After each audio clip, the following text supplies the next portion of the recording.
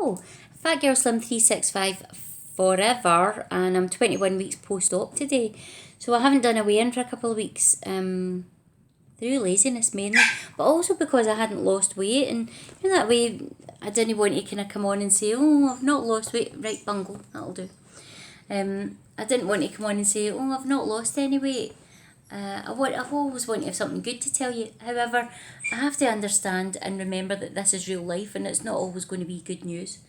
So I kind of plateaued for a couple of weeks. I don't know why, but I had gone back onto the ketogenic diet, which is a high fat, medium protein, very low carb diet. I find that carbohydrates in any forms, whether it's sugary, sweets, cakes, bread, pasta, anything like that, has a bad effect on me now after my bypass, and it causes me to have dumping syndrome, which means I get palpitations, I get hot sweats, I feel sick, I get a sore tummy, and I want to go to sleep.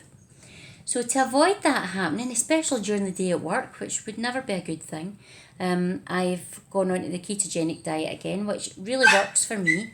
So a typical day will be bacon and eggs for breakfast. It will be, today I had mozzarella salad, so I had a full ball of mozzarella, chopped up, full fat mozzarella, hello bungle, chopped up with a nice plump, juicy, vine ripened tomato sliced up, and 40 grams I think it was of pesto, and I also had some shredded lettuce with it. I'm not talking to you, wee man. Some shredded lettuce, so I couldn't eat it all, but I managed probably about 3/4 of it, and it was delish.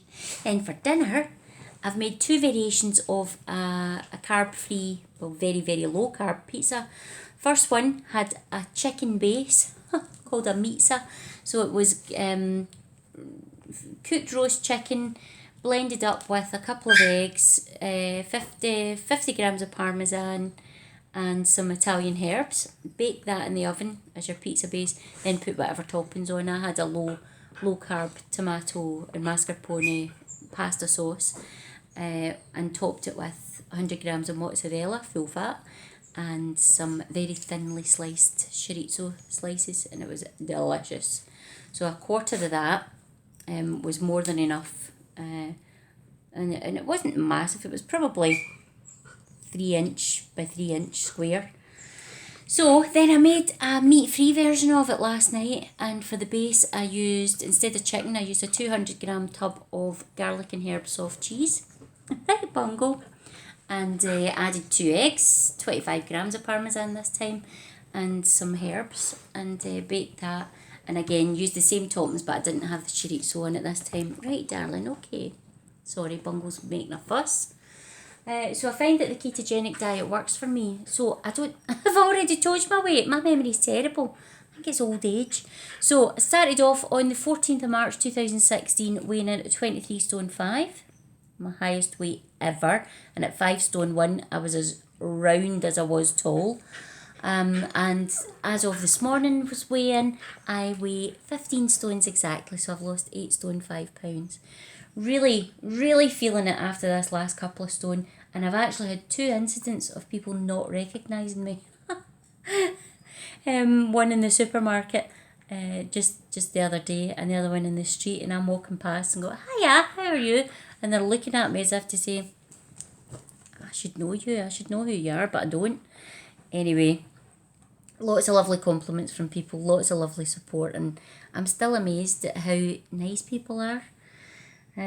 So I'm back at the gym as well, rejoined the gym, and I've been going in the mornings, not every morning like I should be because I've been lazy, but I've been getting up in the mornings, feeding my calves, going to the gym on the days that I'm there, and doing rowing, running, walking, speed walking at an incline, weights, squats, various other things, and just trying to keep it a wee bit mixed. Right, Bungle? It's not going to have to go. I'll keep it short and sweet because this wee dog is very clingy tonight. I'm not talking to you, sweetheart. Right, okay. I better go. I'll check in with you again next week. Oh, okay. Love you, bye. Love you. you. Bye.